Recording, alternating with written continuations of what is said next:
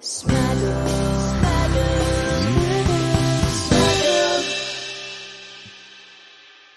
sa Rated X numero 39, Kaanton Israel, isa lamang po sa mga lead convener ng X Smuggling Movement ang sumasa inyo para hatiran kayo ng mga opinyon, pagbabalita na nakasentro sa illegal tobacco trade. Siyempre, hindi lamang po tayo nakafocus sa sigarilyo, kundi nakafocus din po tayo sa vape products.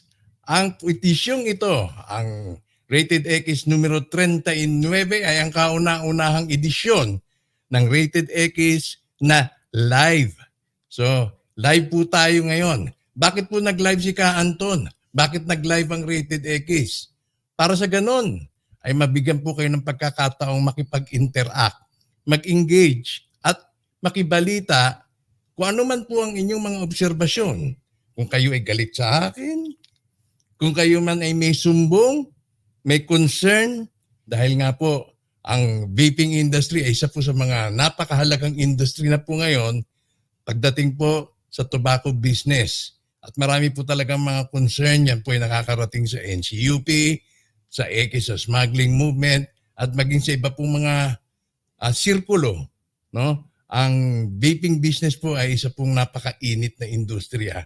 At marami po talagang problema na dapat pong i-address. Kaya po binubuksan po ng Rated X ang palatuntunan at nang sa ganon, kayo ay maaari pong makipahagi at madinig po ang inyong tinig. Sa gabing ito, ngayon ay Mayo 24, ganap na alas 9 ng gabi. Maganda na may timeline ho tayo. At ito po ang kauna-unang live presentation ng Rated X. Kaysa naman po mag-recording ako, mas maganda na yung live no ha? at ma-diffuse yung ating formality at welcome ko po kayo. Kahit sino po kayo, ay maaari po kayong magbigay ng inyong comments. Kung gusto po niyo makipag-interact ng live, mangyari ay pindutin lamang po yung nasa comment section ho natin. Live po tayo dun sa aking personal channel sa YouTube at dito po sa NCUP page sa Facebook. So pindutin lamang po yan, https streamyard.com/ tapos may code. Mapatutuloyin ko po kayo pagtapos po ng ating pagbabalita kapag may hudyat na. Welcome na ho kayo dito na makipag-interact. Huwag po kayong magdalawang isip dahil ang programang ito ay ginawa po para sa inyo, ang live version. So, binabati ko si Josephine Feria. Magandang gabi from Cavite. Magandang gabi rin sa iyo, Josephine. Alam ko po ang ating mga vapers ngayon ay abalang-abala po dyan po sa Cebu dahil ang all roads lead to Cebu. All roads lead to VapeCon Cebu. So, good luck po sa organizers. Good luck din po sa mga exhibitors ng VapeCon Cebu. Nadinig ko nga po, binalita po sa akin na magkakaroon nga daw po ng forum na inorganisi po ni Mr. Pando Rodrigo para po sa ganun ay mapag-usapan nga po yung pinaka importanting issue na dapat pong ma-iron out pagdating po ng Hunyo lalong-lalo na dahil yung BIR tax stamps ay magiging effective na po. And of course, nandiyan din po ang DTI, Bureau of Philippine Standards, na papairalin po yung ilang pong mga lituntunin pagdating po sa vape industry. Kasama po dyan yung inyong mga retailers, nandiyan po yung sa mga importers at then po sa mga manufacturers na may mga portions ho dun sa lituntunin ngayon na para po sa akin, personal lang ho yan, ay napakahirap pong matupad. Napakahirap pong tuparin, kumbaga. No? So, okay. Mukhang okay naman yung ating audio. Okay, mukhang okay naman yung ating audio. No? And sa ating pong ating napili ho, may napili po tayong ating tinatawag na infographic of the week. Para sa ating infographic of the week, narito po ang ating infographic of the week. Ayan. Ano ang pinagkaiba ng smuggler ng gulay, smuggler ng vape, smuggler ng yosi, smuggler ng droga. So tanong po ng ating infographic of the week na makikita po at mababasa. Marami pa po tayong mga graphical information available po sa X sa Smuggling. Facebook.com/X sa Smuggling. Ang inyong lingkod po, hindi po ako nag-iisa sa X sa Smuggling Movement. Isa lamang po ako sa lead convener. Marami po kaming kasama. Yung iba, siyempre, hindi po natin pwedeng i-reveal sino-sino.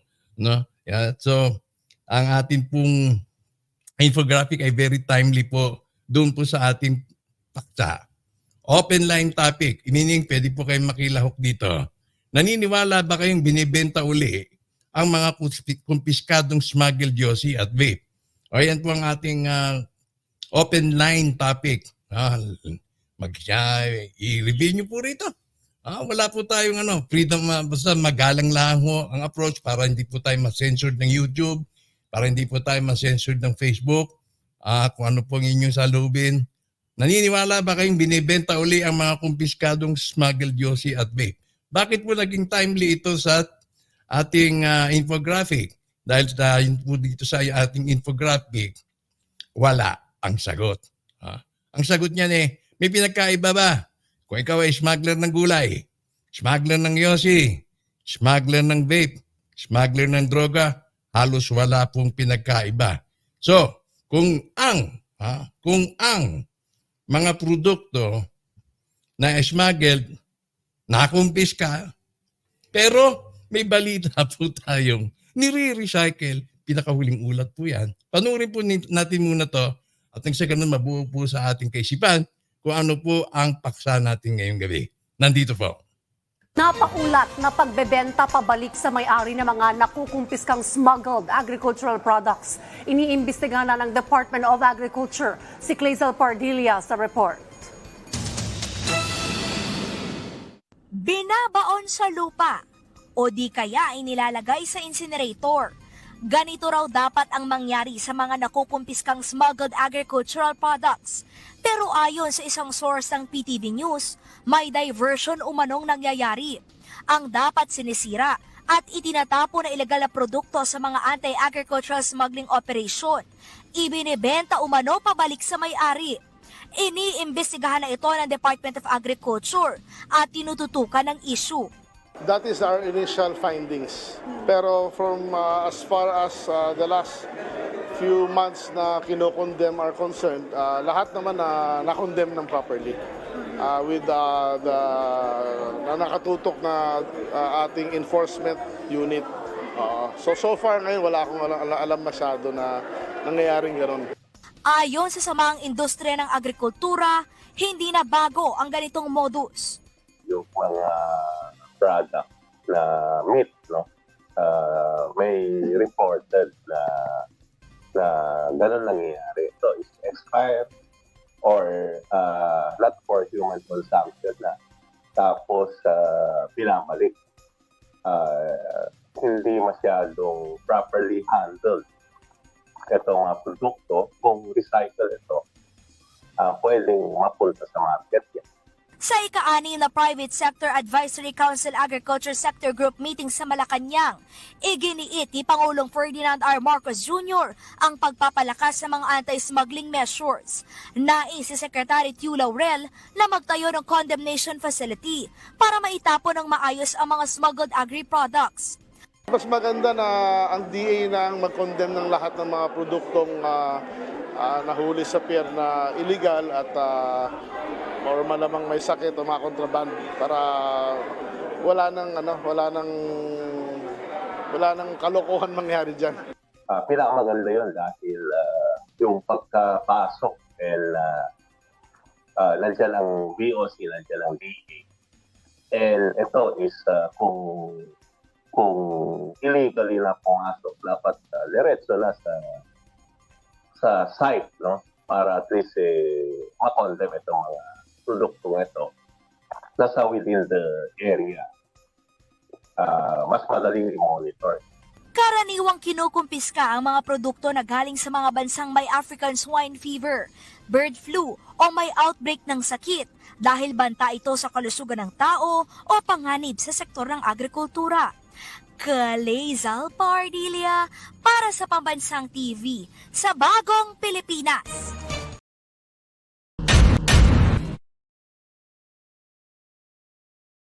Ayan napakinggan po natin. And very timely din ho to. Paano po napasok yung mga illegal vapes? Nakukondem ba talaga sila ng sakto?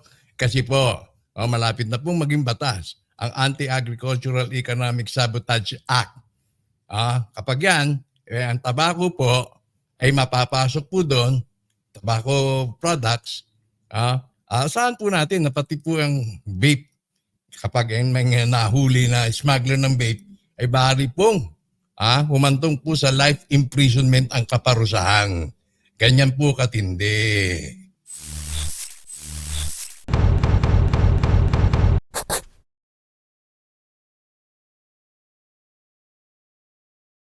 Ayan kasi po ang tobacco po ay classified po as agricultural product. At dyan po yung mga pumasok po dun sa amendment. Kaya po Anti-Agricultural Economic Sabotage Act. Babalikan po natin yung ating paksa mamaya, pag tapos ng ating mga munting pagbabalita. Ay yung ating pong breaking news. Umani po ng maraming views Nagkaroon po ng pagitan na ng 12 oras.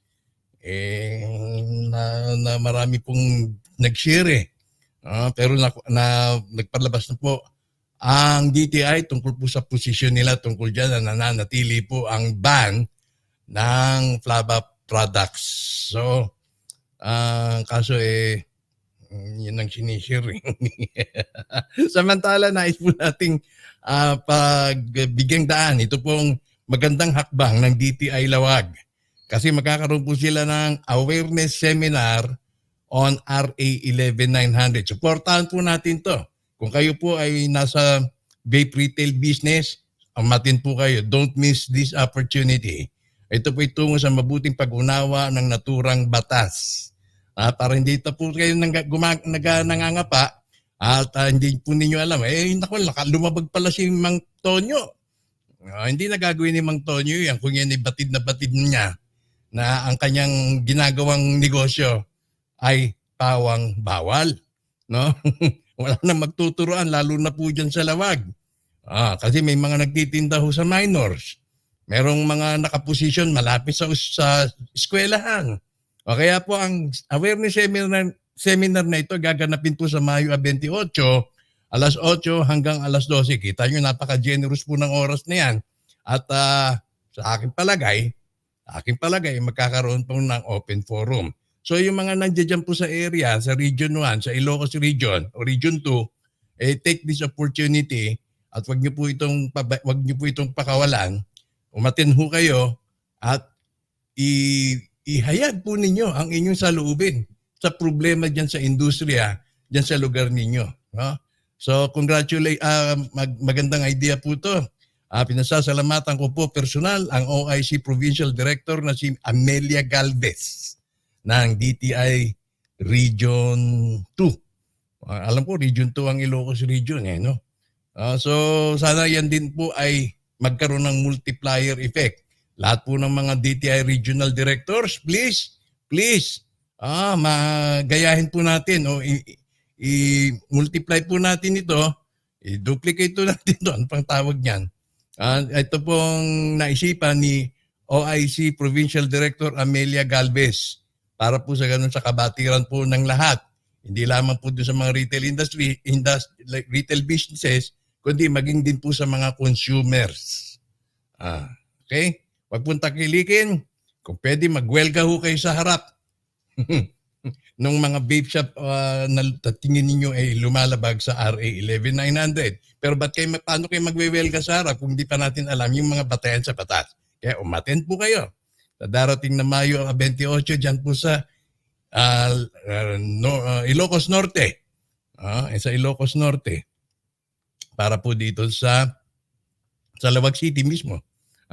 Para po doon sa itong awareness seminar on RA 11900. Approve po tayo dyan. Approve na approve. Walang ko-kontra.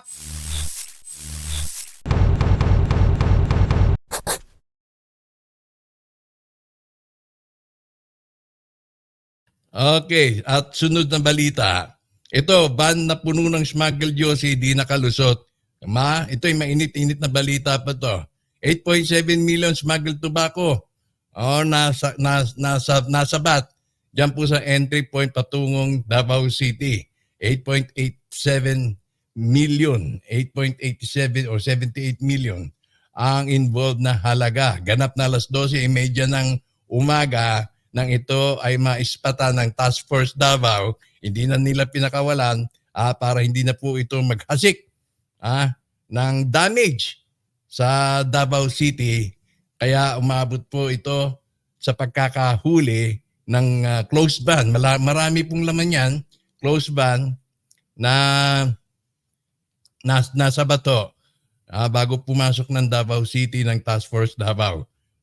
Isa pong matikas na pagpupugay kay Colonel Darren Comia. Darren Comia sa operasyong ito sa isang successful operation. Siyempre napakahalaga po yung participation ho ng mga concerned citizens. Tayo po mga nicotine consumers, pagdating niyo po rito, parating po ninyo inyong mga hinaing.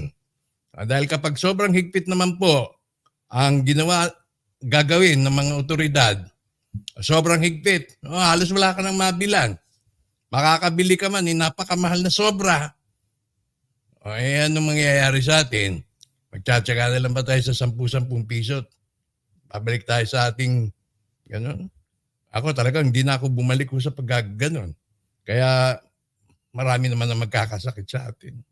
No? So sana naman po sa ating mga otoridad, kalma lang. Kalma lang. Kailangan na maka-strike yung balance na everybody happy. Everybody happy. Now, ang susunod nating pagbabalita, ito pong sa customs.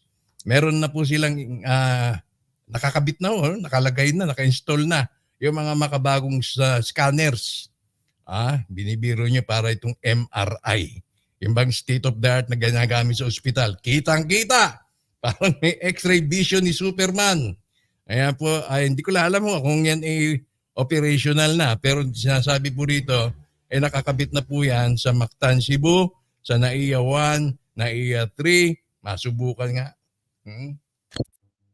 Tingnan nga natin kung meron nga. Kayo dyan nasa VapeCon. Nakita nyo na ba to? O baka naman in-install pa lang. Kaya yung mga magtatangkang mag-smuggled, lalo na yung mga bit, yung mga smuggler ng droga, naku po, wag na ho kayo magtangka. Dahil kitang-kita kayo dito sa scanner na in-install ho ng BOC para po sa safety, sa seguridad ng publiko. Sa susunod na balita, ang sunod na balita, mga peking ahente ng Yossi, tiklo sa sumbong. Bakit po sabing mga peking tandem. Yung mga tandem na isa driver at isa salesman kuno. Nagpapanggap po sila. Pupunta doon sa tindahan. Ano booking yun ninyo? Anong booking? Bigyan mo ako ng Marlboro. Champion. Pag binaba naman ng ahente, sabay kolekta kasi mura na nga mura eh. Di tontuwa naman yung tindera, may-ari ng sari-sari store. Naku, nakamura ako sa inyo, salamat. Pag alis ng van, pag sirit ng van, siyempre nagmamadali, pagkuha ng pera, larga ka agad. Nabasan ako, hindi ko nakita, Marlboro pala to. Hindi ko nakita, Champion pala to. Hindi ko nakita, Philip Morris pala to. Galing pala to kay China man. Ayun, tiklo, nagsumbong sa pulis. Ano ginawa ng kapulisan? In-entrap mo sila. Isa po sa tandem ay yung nandun po sa Dagupan, Pangasinan. Doon po sila nahuli. Ayan, yung kanilang mga mugshot.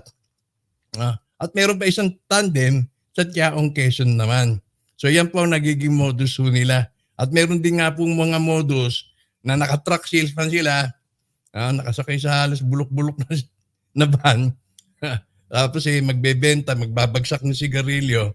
Kaso mo, hindi po gano'n ang sasakyan ng ahente. Ng isang tobacco company. Maganda ho yung sasakyan ng ahente. So natiklo rin ho yun, nabasyo. Wag po kayo magatubiling magsumbong sa kapulisan at nang sa ganun ito ay magkaroon po ng operations, ma-entrap po ito.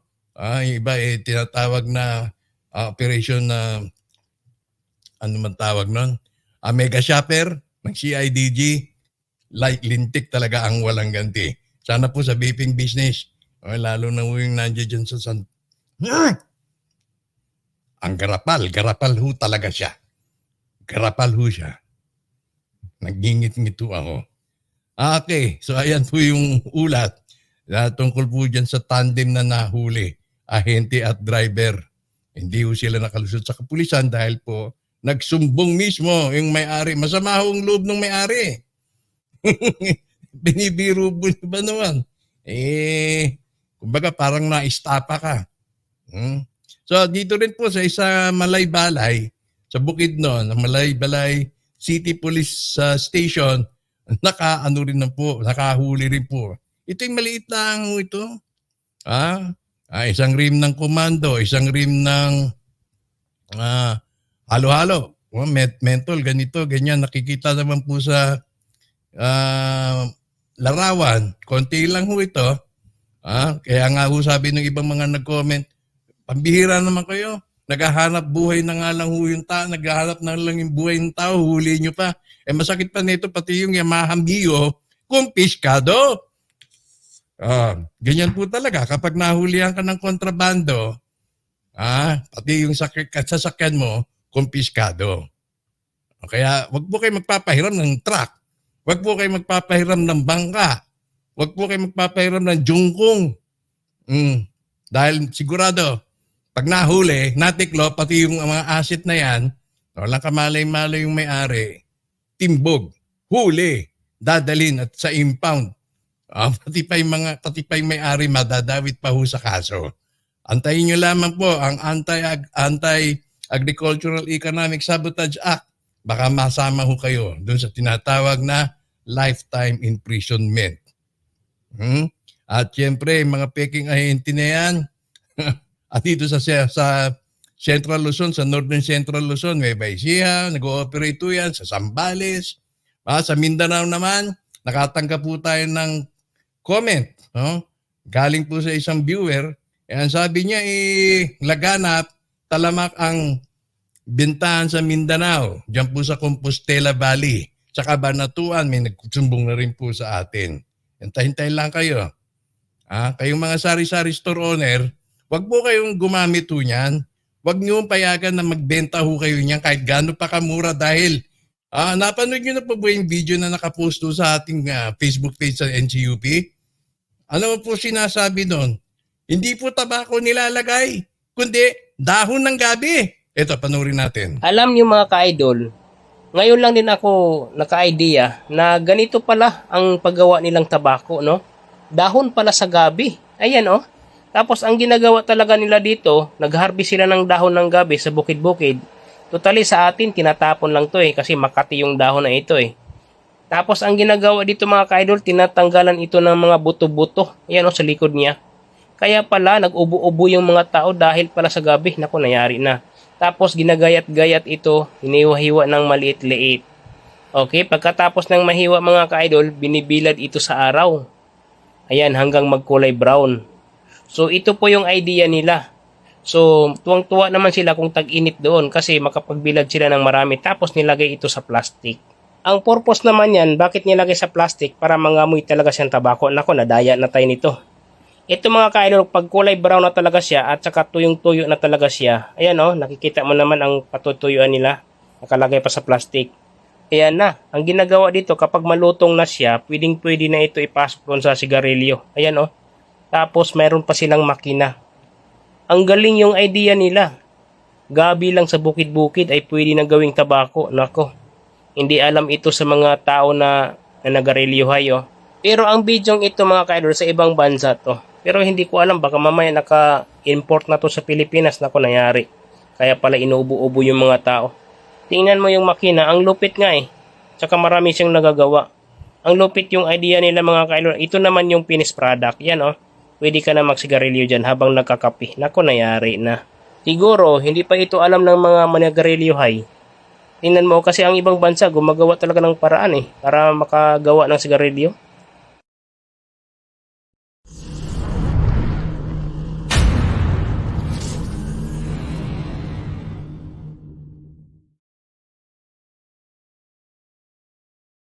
Ayan, nakita nyo na.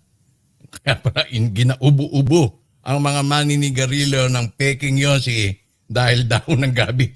Daon ng gabi kung hindi ka marunong talagang makati. What more pa, ganun ang treatment ng binibilad lang.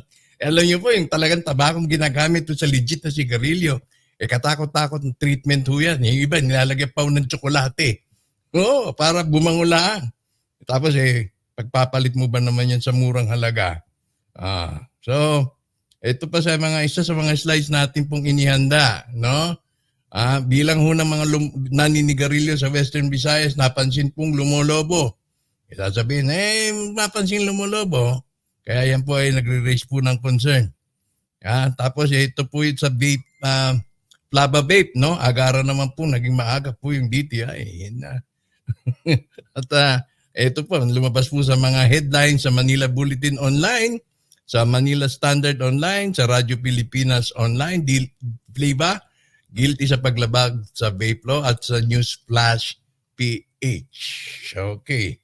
Now, atin na pong balikan itong ating open line topic na very consistent ho dun sa ating infographic of the week. Dahil sabi nga po, wala hong pagkakaiba yung smuggler ng gulay, smuggler ng yossi, smuggler ng droga, at smuggler ng vape. Kung nakikita po sa mga larawan, kung yun, na-access nyo sa vape sa inyong Facebook, katakot-takot na smuggled onions, smuggled agricultural product, ganun din po sa sigarilyo.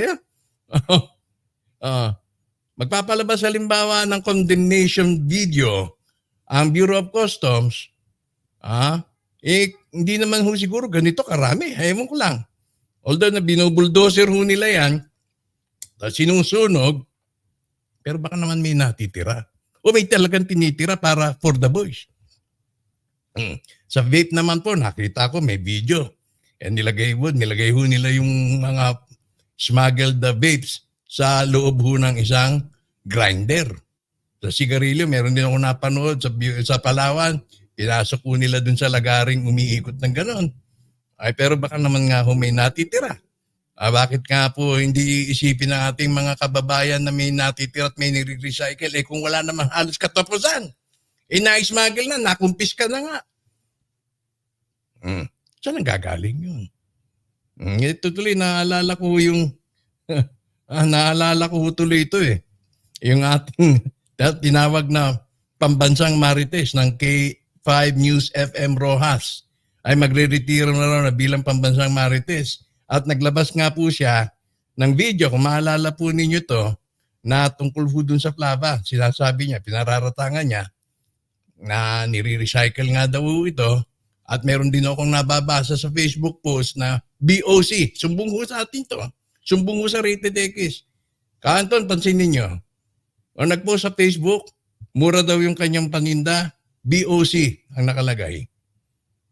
BOC ang nakalagay. Ano ang ibig sabihin nun? Hindi naman po ini-imply o baka ini-imply talaga na yun ay yung mga palusot.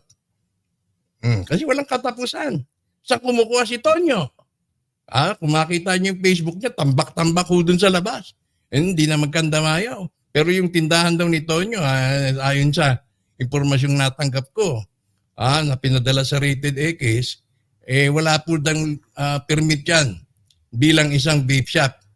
Kundi yung kanyang shop ay nagtitinda ng sabon, nagtitinda ng alcohol, nagtitinda ng kung ano-ano pa. Ito, no? Itong posting na ito ay matagal na ho ito. Sa 2020 pa ho yata ito. Nung uso pa yung mga lumang vape, yung mga vape juice, ayan, no? Kinondem ho nila 24.6 tons of vape products at itong nasa kanan ay bago-bago ho ito. Kaya mga nakikita ho rito yung mga disposable. So, kung walang ang pinagkaiba sa other agricultural products na tinatawag ho nila na dinadivert Sabi, diversion ho ang ibig sabihin ng kanilang term na ginagamit. Sa vape ho kaya, sa yosi ho kaya, walang nangyayari, lalo at high value ang mga vape.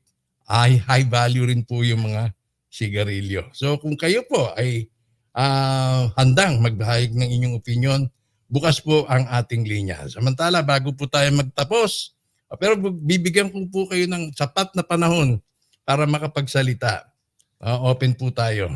So sabi ni Josephine Feria, magandang gabi from Cavite, kay Van Rusidael Roldan, Amari Mavis, kay Marialyn Kaliwan, magandang gabi po, magandang gabi rin sa iyo. Marialyn, Mary Grace, magandang gabi from Iloilo City. Oy, yan sa Iloilo City. Sa Atrium, malapit po dyan. Meron dyan po yung Vape Master, malapit sa Cabalong Western College. At yung maayos ko na rin banggatin, si Dade Vape Shop na malapit po dyan sa nasa Old Santa Mesa, meron din pong institute na tabing-tabi lang ho niyan. At malapit po yan sa PUP. Okay? Dade, baka naman may plano ka ng lumipat. Yung Vape Master ho dito sa Iloilo, nangako na by June, maglilipat na sila. Kaya pagtalo ho ng June, papasyalan kita. Kay Rani Pendosa, magandang gabi ka, Anton. Kay Net Hudson, watching from Manduria, magandang gabi sa mga ka-rated X. At syempre nandiyan din si Maria Lane, magandang gabi po from Malabon City. So tayo po yung mag-aantay-antay saglit para po sa mga ibig pong makipag-interact. Again, gagawin na po natin ito panay-panay. Panay-panay para po sa mga darating na panahon, sa darating na oras or at any time na gusto po ninyong magpahayag, bukas po ang rated X sa smuggling. So yan po muna ang aking nakayanang ihatid sa inyo sa mga pagbabalita at mga pinakamainit na issue na nakasentro po sa illicit tobacco trade. Muli, ang inyong lingkod ay bumabati po sa mga partisipante dyan sa VapeCon. Nawa ay maging productive po ang inyong forum, maging seryoso, hindi yung mga pabuhot-buhot. At ma-address po ninyo ang mga concern, yung mga nakikita nating problema sa industriya ninyo pong kinabibilangan. So yan lamang po for this episode. Rated X numero 39. Ka-Anton Israel ang nag-iiwan po sa lahat ng isang magandang gabi hanggang sa susunod na pagbabalita. Exit na ako. Smile.